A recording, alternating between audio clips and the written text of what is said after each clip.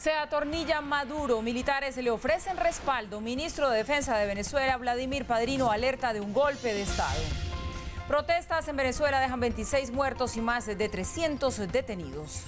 Mientras Estados Unidos dice que no retirará su misión diplomática de Venezuela, número 2 del chavismo amenaza. Ellos dicen que no se van, porque ellos no reconocen a Nicolás. Está bien, está bien. Quédense ahí.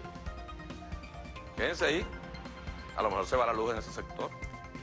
Maduro dice que no renunciará y anuncia cierre de embajada y consulados de Venezuela en Estados Unidos. En su segundo día en Panamá, el Papa Francisco pide empatía con inmigrantes en Latinoamérica. Y sin recepcionistas ni camareros, China ensaya el hotel del futuro.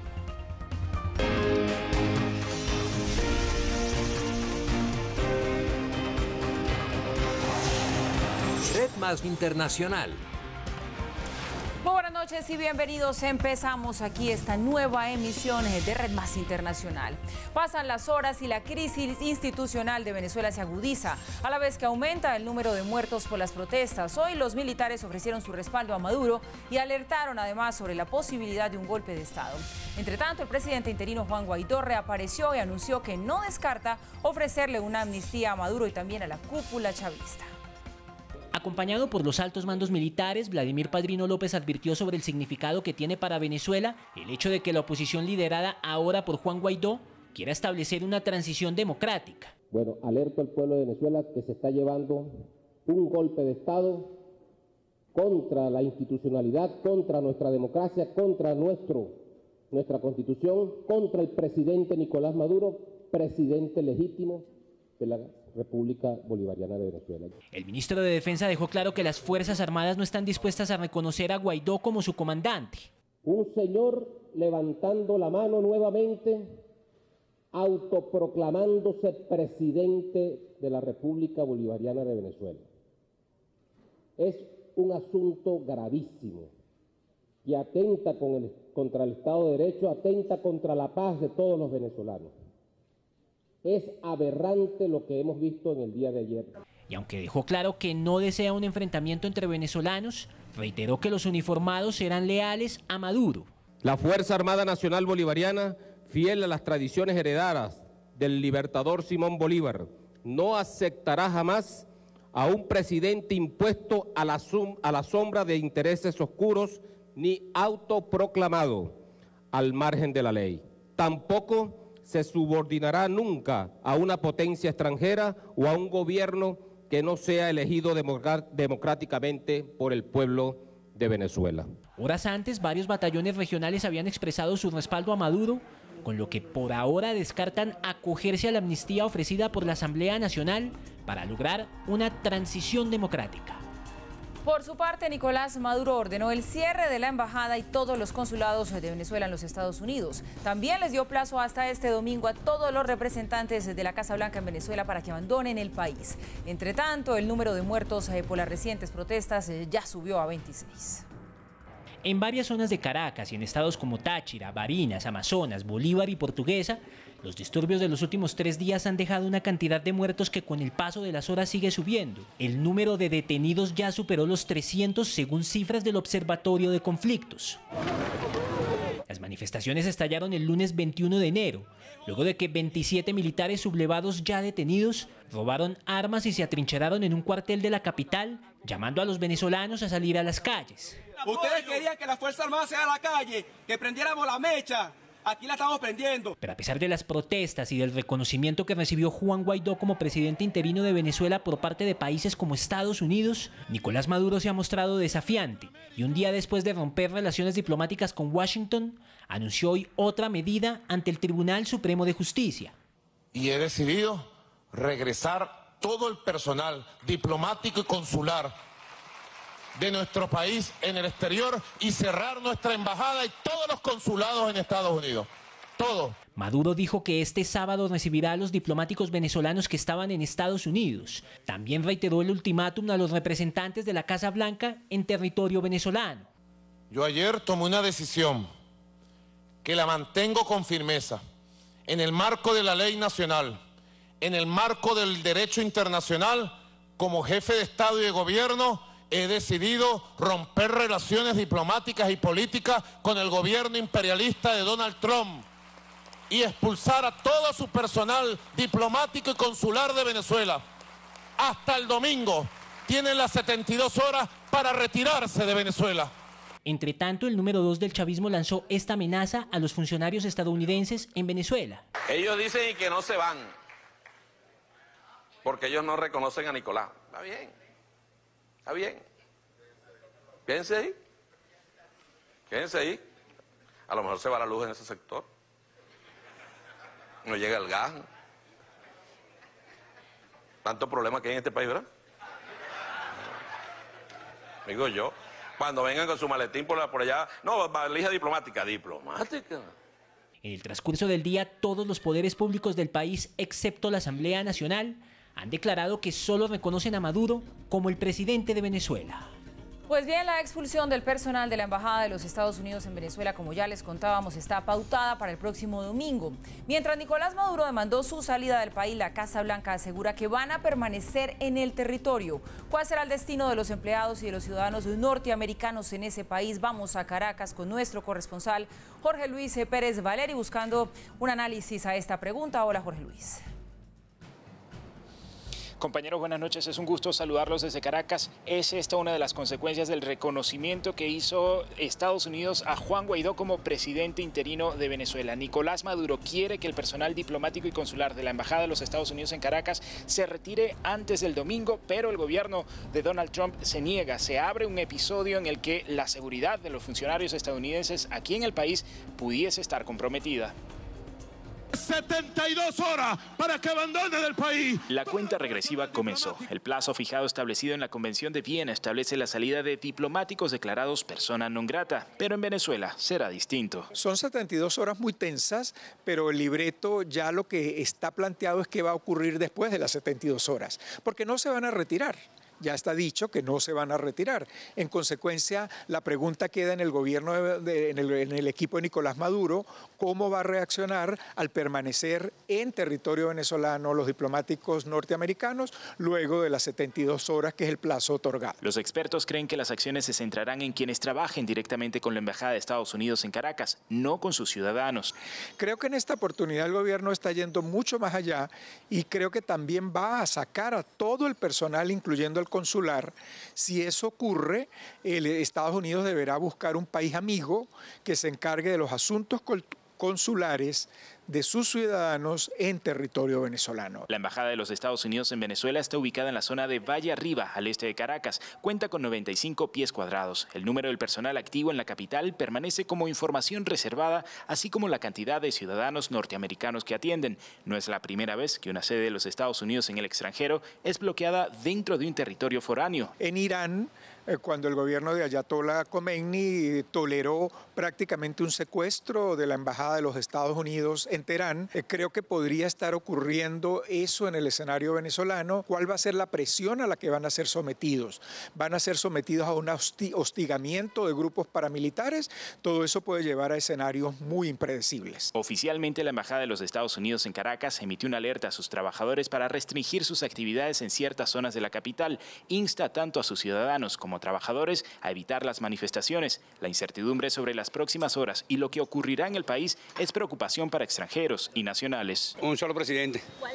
Va a ser Maduro, pues. No, hay un presidente real, interino, Maduro.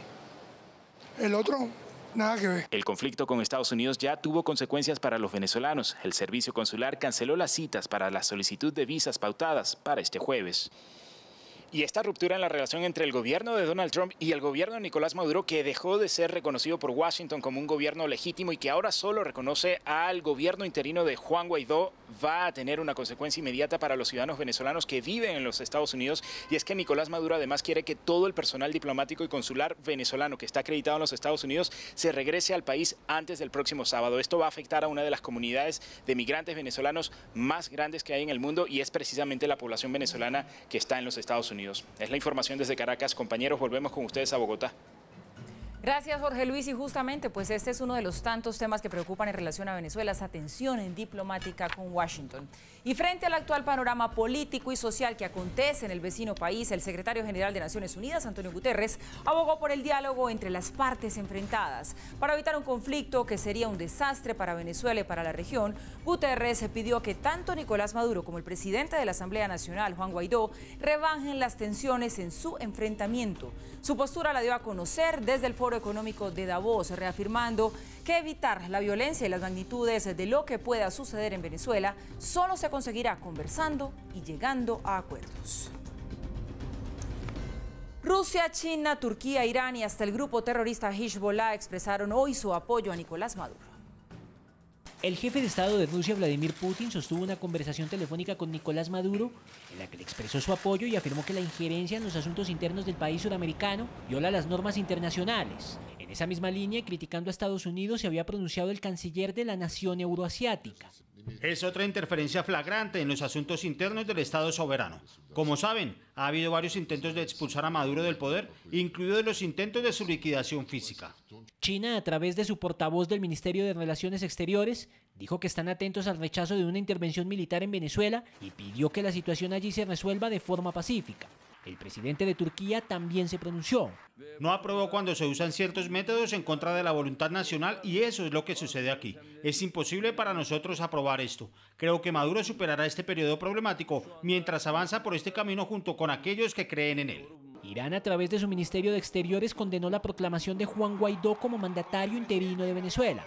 La autoridad palestina, a través de un comunicado de prensa, expresó su preocupación por los recientes acontecimientos en la República Bolivariana de Venezuela y condenó la intervención de algunos estados en los asuntos internos. Varios medios venezolanos dieron cuenta de que la organización terrorista Hezbollah condenó la intervención estadounidense y su intento por perpetrar un supuesto golpe de Estado contra Nicolás Maduro.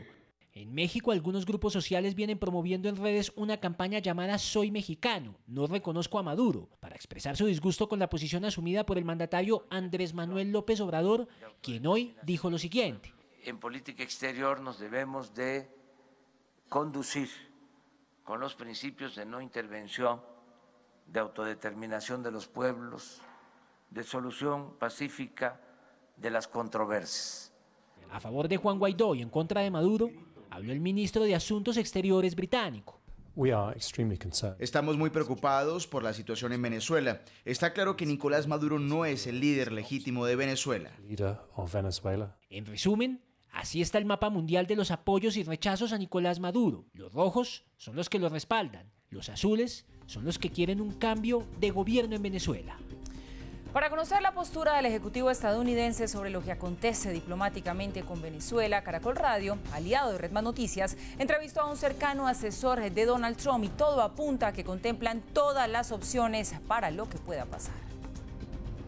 Mauricio Claver Carón, en conversación con la mesa de trabajo de Caracol Radio, afirmó que Estados Unidos enumera sus decisiones respecto a su personal diplomático en Venezuela. Nosotros queremos mantenernos optimistas y que Nicolás Maduro y su grupo acepten la transición pacífica al poder. Siguen e insisten en usurpar el poder, en la violencia, sea contra el pueblo venezolano en general, contra la Asamblea Nacional, contra el presidente interino. Obviamente habrán serias consecuencias. Al ser cuestionado sobre las decisiones de la administración Trump para la salida de personal diplomático estadounidense de suelo venezolano, aseguró: Los Estados Unidos le va a presentar sus credenciales al presidente interino, Juan Guaidó, lo que diga o dicte Nicolás Maduro en estos momentos no significa nada para nosotros, son acciones ilegales. Y ante la tenencia de poder sobre las fuerzas militares y la Guardia Nacional por parte de Maduro, el asesor los insta a reconocer a Guaidó como su jefe. Nosotros le pedimos, lo hacemos públicamente, que apoyen el Estado de Derecho, que apoyen el orden constitucional en Venezuela, que apoyen a su comandante en jefe, quien actualmente es Juan Guaidó. La intervención del asesor de Trump en Caracol Radio finalizó con la postura de la Casa Blanca, abogando por que en Venezuela hayan elecciones libres en un lapso de 30 días. Pues bien, Venezuela sigue, por supuesto, siendo nuestro tema central el día después y lo que viene. De eso queremos hablar con Ronald Rodríguez, investigador del Observatorio de Venezuela de la Universidad del Rosario, quien ya nos acompaña aquí en el set a esta hora. Hola Ronald, buenas noches. Gracias por la invitación, Pablo. Debe estar usted trabajando muchísimo, me imagino. Bastante. Días movidos los que hemos tenido y los que nos faltan. Y justamente empecemos por ahí, por lo que sigue. ¿Qué va a pasar o cuál va a ser mejor ese desarrollo político de un país que tiene 2 presidentes? ¿Y eso cuánto tiempo puede durar? Bueno, realmente en este momento el presidente Guaidó debe preguntarse cómo empezar a resolver los problemas de los venezolanos del día a día y plantearse cómo va a llevar a cabo su misión, porque él, recordemos, es un presidente encargado para la transición, es decir, para llevar a cabo un certamen electoral. Y todos sabemos que en Venezuela el CNE, que es el que tendría la capacidad de hacer elecciones, está claramente del lado de Nicolás Maduro. Pero por el otro lado, la oposición en el 2017, en julio del 2017, hizo un experimento en el cual consultó con los ciudadanos si querían o no aprobar la Asamblea Nacional, y recordemos que en aquel entonces utilizó a las universidades, a los grupos académicos para tratar de darle legitimidad a dicho proceso. La gente iba y votaba en las universidades, iba y votaba en los centros académicos. En este momento una de las preguntas es si este gobierno de transición, este gobierno que debe llevar un proceso electoral, ¿cómo va a ser para crear ese proceso electoral? ¿Cuáles van a ser las condiciones? Y de hecho, una de las preguntas que queda de fondo es si en el marco de ese proceso electoral también se le va a dar cabida al chavismo disidente e incluso al chavismo, porque teóricamente un proceso democrático implica que incluso aquellos que no son adversos tengan el espacio para participar. En este momento es bastante complejo, pero por el otro lado también tiene la posibilidad de empezar a resolver algunos problemas en el corto plazo.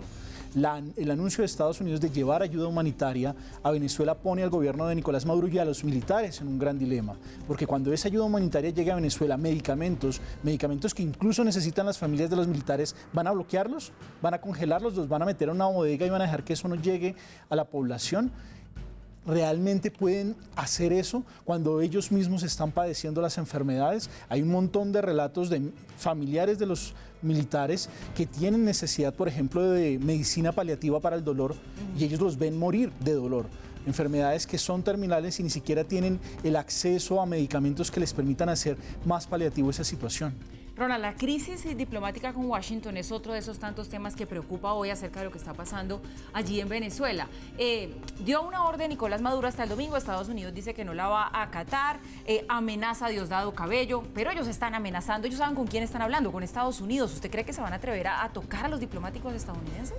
Esa es la pregunta en las 72 horas, ya pasaron 24 de esas 72 horas, si van a tener algún tipo de acción contra el personal diplomático norteamericano y, por ejemplo, si van a replicar esa acción con todos los gobiernos que han desconocido al señor Nicolás Maduro, empezando por Colombia, por Brasil, que son los principales vecinos de Venezuela, pero también los países de la Unión Europea que poco a poco se han ido sumando, los países que tienen una lista de la violación de derechos humanos en Venezuela, como es Canadá. ¿Van a sacar a todo ese personal diplomático?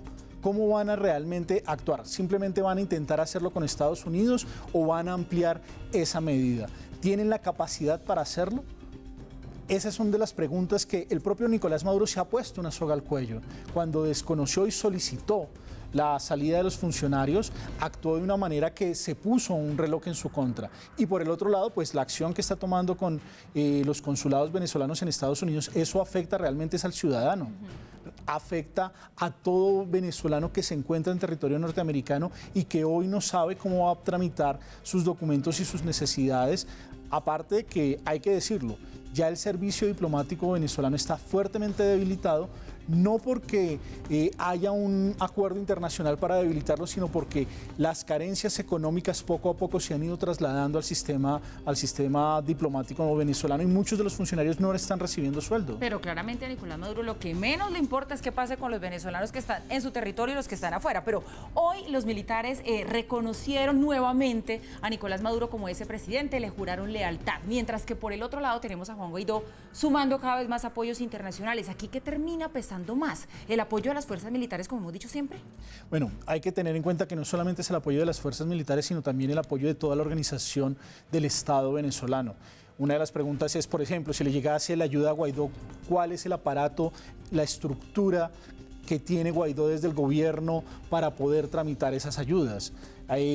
Sin lugar a duda es necesario, y de hecho ya se ha planteado y lo ha planteado Guaidó, la necesidad que no solamente sean los militares los que reciban una amnistía, sino también los chavistas, los funcionarios chavistas que puedan empezar a saltar el río, a pasarse del otro lado, para poder irle dando gobernabilidad.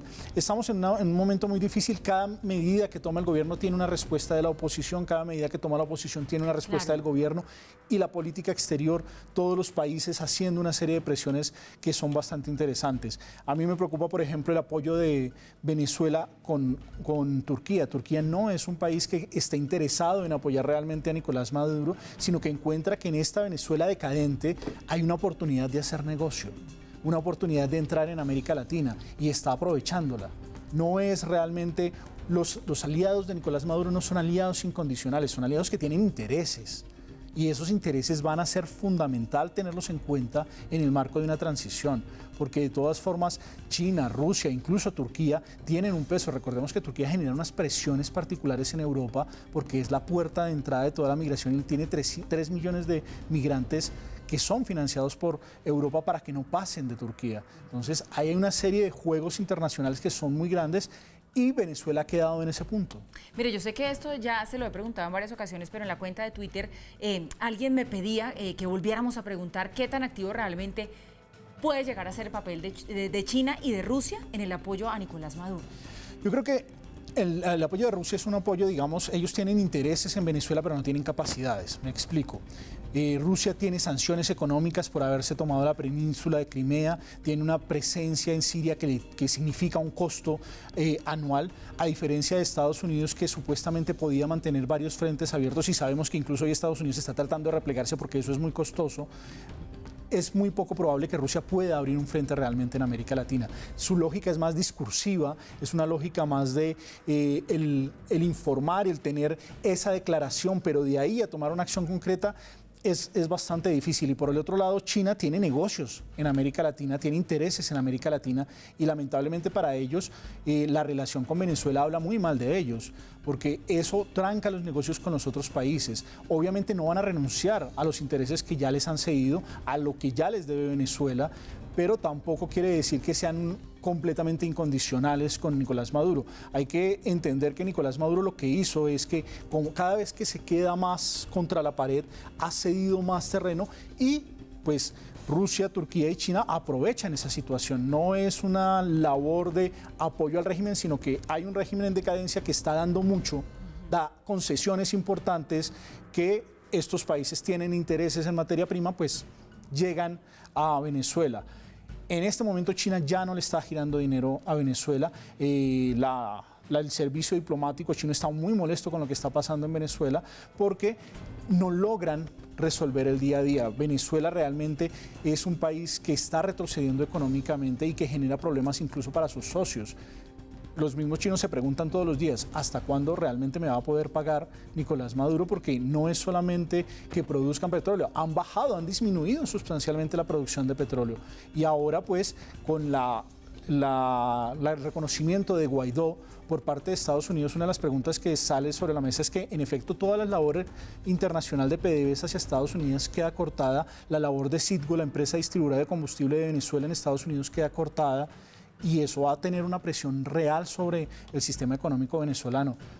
Presión que hace que no sea atractivo económicamente Venezuela. Claro, pues bien, incertidumbre es quizá la palabra que queda hasta el momento, después de los últimos hechos que han acontecido allí en Venezuela, 2 presidentes y bueno, muchísimos interrogantes que tratamos de ir resolviendo poco a poco. Ronald Rodríguez, investigador del Observatorio de Venezuela de la Universidad del Rosario, nos ha acompañado hasta ahora. Muchas gracias y buenas noches, creo que nos vamos a seguir viendo mucho. Gracias, Paula, por la invitación. Pausa, ya regresamos. De regreso y pasamos ahora a otros temas que también son noticia. Avanza el desarrollo de la Jornada Mundial de la Juventud que tiene lugar en Panamá. Su protagonista, el Papa Francisco, no decepciona y envía mensajes cargados de fuerza y positivismo a la juventud, no solo latinoamericana, sino del mundo en general. El paso del Papa Francisco por Panamá ha estado lleno de matices. Atendiendo la agenda establecida, a primera hora se reunió con el mandatario panameño Juan Carlos Varela y su primera dama. Buenos días, Santidad. Bienvenido a casa nuevamente. Aún así, la cercanía geográfica con Venezuela y la coyuntura política y social que acontece en este país no dejó indiferente al Papa. La Iglesia, gracias a su universalidad, puede ofrecer esa hospitalidad fraterna y acogedora para que las comunidades de origen y las de destino dialoguen. contribuyan a superar miedos y recelos y consoliden los lazos que las migraciones en el imaginario colectivo amenazan con romper. Previamente y ante decenas de sacerdotes y obispos, como es costumbre, el Papa alentó a la juventud a ver la vida con optimismo y como un espacio de oportunidades positivas. Otro mundo es posible, lo sabemos, y los jóvenes nos invitan a involucrarnos en su construcción para que los sueños no queden en algo efímero o etéreo, para que impulsen un pacto social en el que todos puedan tener oportunidad de soñar un mañana. El jerarca de la Iglesia Católica, desde antes de pisar suelo panameño, hacía reflexiones sobre las vivencias latinoamericanas propias de los jóvenes e invita al clero a ser motivador de cambios para estas generaciones. Por constricción o falta de alternativas, los jóvenes se encuentran sumergidos en situaciones altamente conflictivas y de no rápida solución. Violencia doméstica, feminicidios. La Jornada Mundial de la Juventud quedó así inaugurada por el Papa y, como se esperaba, multitudinariamente ha sido aclamado por los jóvenes de casi 160 países. Y lejos quedan los 82 años de Jorge Mario Bergoglio a la hora de ser vehemente y enérgico, ya sea en sus reflexiones o en su carisma con la gente que le admira y espera su bendición. Mañana continuará entonces el desarrollo de la edición panameña de la Jornada Mundial de la Juventud y será un día crucial, pues con expectativas se espera que el Papa oficie una liturgia con jóvenes presos. Donald Trump aplazó su discurso del Estado de la Unión para cuando termine el cierre parcial de gobierno, que ya cumple 34 días. Pese a la tensión, Trump terminó por seguir la sugerencia de la presidenta de la Cámara de Representantes, Nancy Pelosi. Trump aceptó retrasar su discurso del Estado de la Unión hasta que se logre un acuerdo con el Congreso para que pueda ser reabierto el gobierno desde que fue cerrado el pasado 22 de diciembre, aceptando la petición de la presidenta de la Cámara de Representantes, Nancy Pelosi. Con el cierre en curso, Nancy Pelosi me pidió que diera el discurso del Estado de la Unión y estuve de acuerdo. Después cambió de opinión debido al cierre, sugiriendo una fecha posterior. Esta es su prerrogativa. Daré el discurso cuando termine el cierre. Advirtió que no estaba buscando una sede alternativa. No estoy buscando un lugar alternativo porque no hay un lugar que pueda competir con la historia, tradición e importancia de la Cámara. Espero dar un gran discurso sobre el Estado de la Unión en un futuro cercano. Se trata de un nuevo capítulo en el enfrentamiento entre Pelosi y Trump sobre las exigencias del mandatario para lograr los fondos del muro fronterizo y que tiene sin sueldo hace más de un mes a 800,000 empleados federales. Nancy acaba de decir que simplemente no entiende por qué. Muy simple, sin el muro no funciona. Nuestro país tiene una gran oportunidad para reducir el crimen, tráfico humano, bandas criminales y droga. Lo han debido hacer hace décadas, no vamos a ceder. El discurso estaba agendado para el martes 29 de enero. Ahora se desconoce cuándo será la fecha hasta que no termine el shutdown. En Europa, el próximo 29 de enero, el Parlamento británico votará a favor o en contra del Plan B sobre el Brexit propuesto este lunes por la primera ministra Theresa May. Pero mientras sigue intentando convencer a sus parlamentarios de que esta es la mejor salida para el pueblo británico, dentro de la Cámara de los Comunes sigue enfrentándose a su mayor opositor, el líder laborista Jeremy Corbyn. Ni los legendarios encuentros en el cuadrilátero entre Muhammad Ali y Joe Fraser, en el que cada uno dio sus mejores golpes para vencer en ese entonces a su máximo enemigo.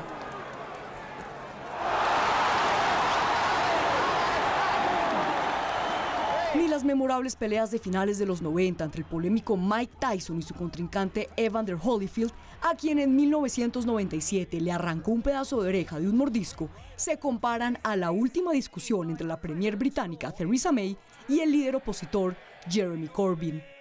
Theresa May busca desde que tomó el cargo de primer ministra hacer que su parlamento apruebe el documento final del Brexit presentado y aprobado por unanimidad por los países miembros de la Unión Europea el pasado mes de noviembre, mientras que Jeremy Corbyn, líder laborista, se empeña por desaprobar cada propuesta presentada por May. The right honourable gentleman has been willing to sit down. El honorable señor ha tenido el deseo de sentarse con el Hamas, Hezbollah e IRA sin precondiciones, pero no se ha reunido conmigo sobre el Brexit. En este caso, no está ni presente ni involucrado. In this case, he's neither present nor involved.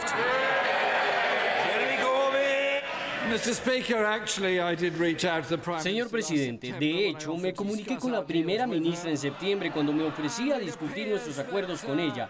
Y parece, señor presidente, que mientras se abren las puertas de su oficina, aparentemente las mentes están completamente cerradas. Un primer round intenso en el que May dio el primer golpe. Un jab directo a la mandíbula que, aunque logró golpear con fuerza a Corbyn, este se repuso y lanzó un uppercut. El segundo round estuvo dirigido al artículo 50, que exige al Reino Unido hacer efectiva su salida de la Unión Europea el próximo 29 de marzo, algo que May está dispuesta a cumplir con o sin acuerdo. Pero Corbyn se rehúsa a dejar la Unión Europea sin acuerdo. La única coherencia en su estrategia parece ser retrasar el reloj, amenazando con no negociar como alternativa a su acuerdo muerto. El CBI, señor presidente, dice que el impacto proyectado de no llegar a un acuerdo en la economía del Reino Unido sería devastador. Salir sin acuerdo sería un golpe de martillo para la industria manufacturera en este país, costando empleos y dañando los estándares de vida. La extensión del artículo 50 no creo que resuelva ningún problema, porque en algún momento los miembros de esta Cámara tendrán que decidir si desean tener un Brexit sin acuerdo, aceptar un acuerdo o no tener Brexit. Esta vez la pelea solo duró 2 rounds y los jueces aún están deliberando quién fue el vencedor, el que más golpes conectó y el que más esquivó. Pero tanto May como Corbyn aseguran a la fanaticada volver a encontrarse en el cuadrilátero llamado la Cámara de los Comunes y entrenar sus golpes para lograr un knockout. Avanzamos aquí en Red Más Internacional y ahora les contamos que en Málaga, en España, continúa el angustioso desarrollo del rescate del pequeño Julen, que ya cumple 11 días bajo tierra tras caerse a un pozo. Los cuerpos de socorro que incansablemente han trabajado para facilitar el rescate del menor ya lograron terminar la excavación del pozo alterno. A las 5:45 de la tarde, hora local, los mineros descendieron en una cápsula, mientras el mundo expectante tendrá que esperar otras 24 horas hasta que logren romper el muro de 4 metros de grosor que los separa de Julen. Sin descanso, Blue Origin lleva a cabo todas las pruebas posibles para asegurar el éxito de los viajes turísticos al espacio exterior que espera lograr antes de que acabe el 2019. De cara a conseguir el primer viaje turístico al espacio para finales de 2019, el cohete New Shepard de Blue Origin, propiedad del director ejecutivo de Amazon Jeff Bezos, acometió su 10º vuelo de prueba. 107 kilómetros superando fronteras espaciales, el artefacto logró mantener entre 3 y 4 minutos de microgravedad 9 experimentos científicos apadrinados por la NASA. Las pruebas del New Shepard son para perfeccionar los detalles para que 6 pasajeros viajen por 11 minutos al espacio exterior en un límite de 100 kilómetros trazados por una convención internacional. La estructura del cohete se compone de un primer piso de 18 metros de alto y en su extremo cuenta con una cápsula para los pasajeros. 7 minutos después de su despegue, la primera pieza de la estructura regresó automáticamente a la pista de despegue. La cápsula separada del componente a 75 kilómetros regresó a la Tierra ayudada de 3 paracaídas que amortiguaron su caída. El paso siguiente de Blue Origin es el de probar el cohete con humanos en su interior, haciendo del 2019 un año histórico porque marcaría el inicio de los primeros vuelos regulares habitados al espacio exterior. Y China trae el futuro al presente, así como lo oyen, logrando tener un hotel completamente robotizado. Buscan ser pioneros del turismo de vanguardia en el mundo. Bienvenidos al futuro. Y sí, como si se tratara de una película de ciencia ficción, en China ya existen edificios inteligentes, dotados de artefactos y dispositivos como este.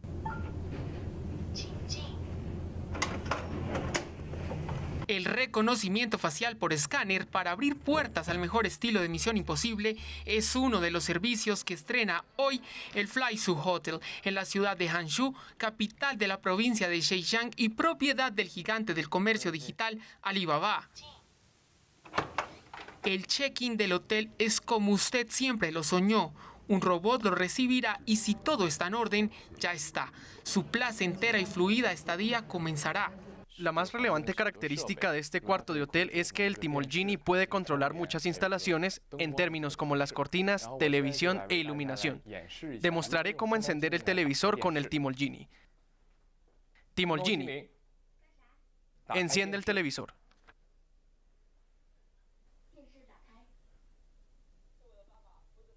Y el Flaisu Hotel no se queda ahí.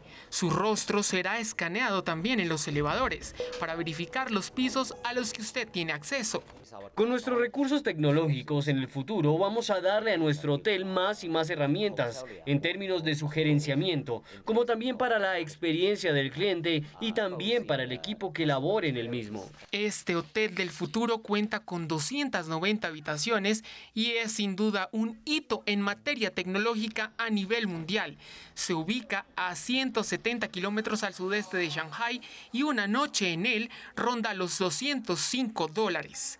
Contamos entonces con la máquina de auto-check-in y una igual pero móvil, los mayordomos robotizados y el servicio por comando de voz Tmall Genie. El propósito de esta clase de servicios y de tecnología es el de mejorar la eficiencia del servicio y la consistencia en la calidad de este. Alibaba quiere ahora comercializar sus artefactos y revolucionar así la industria hotelera en el mundo. Llegamos así al final de esta emisión de Red Más Internacional. A ustedes, como siempre, gracias por su compañía. Sigan en nuestra programación, que ya viene al punto, programa de nuestro director Juan Lozano. Buenas noches.